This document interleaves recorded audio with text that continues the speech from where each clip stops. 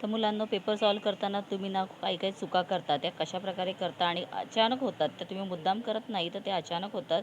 कशा होतात ते तुम्हाला मी पुढे दाखवते. तर आधी तुम्ही हा पेपर बघा आणि हा नक्की सॉल्व पण करा, कारण ह्याच्यामध्ये पूर्ण पॅरेग्राफ बेस जो नवीन पेपर पॅटर्न आहे त्याच्या अकॉर्डिंग दिलेला आहे. आणि चला आता इथे एक पॅरेग्राफ दिलेला आहे, त्याच्यातून तुम्हाला सगळ्या प्रश्नांची उत्तरं लिहायची आहेत. आणि तुम्ही पाहिलं असेल की अंडरलाईनसुद्धा केलेले आहेत, म्हणजे तुम्हाला आन्सर कशाप्रकारे शोधायचे, कसे लिहायचे ते सुद्धा त्याच्यामध्ये नक्की कळेल. तर पहिला पॅरेग्राफ आहे, त्याच्यानंतर त्याच्याखाली स्वमत. आता स्वमत जे असतं ते पॅरेग्राफमध्ये आपल्याला जे क्वेश्चन विचारलेले आहेत किंवा पॅरेग्राफ जसा आहे, म्हणजे लेसनमधला कोणता भाग दिलेला आहे त्याच्यावरतीच बेस असतो. म्हणून तो तुम्ही पाठांतर केला नसेल तरीसुद्धा त्या लेसनचं नाव वगैरे टाकून तुम्ही तो स्टार्ट करू शकता आणि कंप्लीट करू शकता.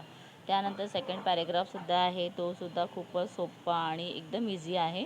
तर आय होप तुम्हाला सगळे आन्सर तिथे दिसलेले असतील, अंडरलाईन केलेले आहेत. आणि ह्याच्यातलं स्वमत जे आहे ना, त्याच्यातसुद्धा आप्पाजींच्या गुणाबद्दल विचारलेलं आहे. तर त्याचं स्वमत तुम्ही स्वतःच्या मनाने कसं लिहिणार, तर त्यांचं ते कसे होते आणि किती बुद्धिमान आहे, त्यांनी कसं सॉल्व केले सगळे प्रश्न, ते तुम्हाला लिहायचे. आता हा अनसीन पॅसेज आहे, तर हा सॉल्व करताना तुम्हाला आधी क्वेश्चन बघायचे. सगळे क्वेश्चन एकदा नजरेखालून घालवले की त्याच्यानंतर मग आन्सर शोधायचे. तसे मी आन्सर इथे तुम्हाला अंडरलाईन करून दाखवलेले आहेत. आणि ह्याच्यामध्ये तुम्हाला स्वमत नाही आहे, त्याच्यामध्ये तुम्हाला डायरेक्ट क्वेश्चन आन्सर्स तेवढेच दिलेले आहेत. त्यानंतर इथे तुम्हाला आहे एक कविता, आणि त्या कवितेतून म्हणजे आपली जी होळी आली होळी ही कविता आहे, त्याच्यातून तुम्हाला इथे क्वेश्चन आन्सर्स दिलेले आहेत. आणि याच्यामध्ये सुद्धा ना तुम्हाला स्वमत आहे, तर स्वमत बघा त्याच बेसवरती आहे, तर तुम्ही ते इझिली व्यवस्थित लिहू शकता.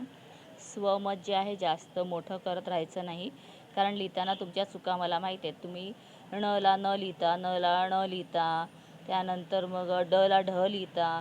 तर ह्या ज्या चुका आहेत ना, ते तुम्ही प्रत्येक वेळेला तुम्ही लिहिलेलं तुम्ही स्वतः वाचायचं, मग तुम्हाला कळेल की तुम्ही इथे चूक केलेली आहे. घाईघाईत आपण ते करत नाही. त्यानंतर इथे सुद्धा ना तुम्हाला एक स्वमत दिलेलं आहे, तर हे व्यवस्थित सगळं तुम्हाला लिहायचं आहे. त्यानंतर आता आपला मेन पार्ट चालू होतो ग्रामरचा, जो असणार आहे 10 मार्काचा. तर 10 मार्क आपल्याला खूप महत्त्वाचे आहेत. तर ग्रामरचे सगळे पार्ट्सना मी सॉल्व केलेले आहेत, माझ्या व्हिडिओजमध्ये आहेत, तुम्ही नक्की पहा.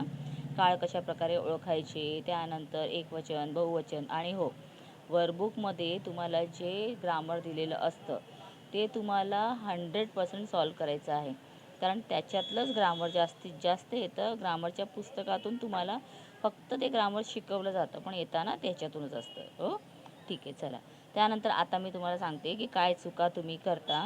आता इथे काय झालेलं आहे माहिती आहे, उपयोजित लेखन जे आहे ना, ते कंप्लीट किती आहे, 12 मार्काचं, 4 4 4, बरोबर. इथे 12 लिहिलेलं पण आहे, ही गोष्ट तुम्ही फोकस करत नाही. आता इथे तुम्ही पाहताय जो प्रश्न आहे ना, त्याच्यामध्ये एक लेटर आहे, किंवाच्या खाली अजून एक लेटर दिलेलं आहे, पण त्याच्या खाली आ लगेच चालू केलेला आहे. तर तुम्हाला ह्या गोष्टीच्या पूर्ण म्हणजे लक्ष द्यायला हवं.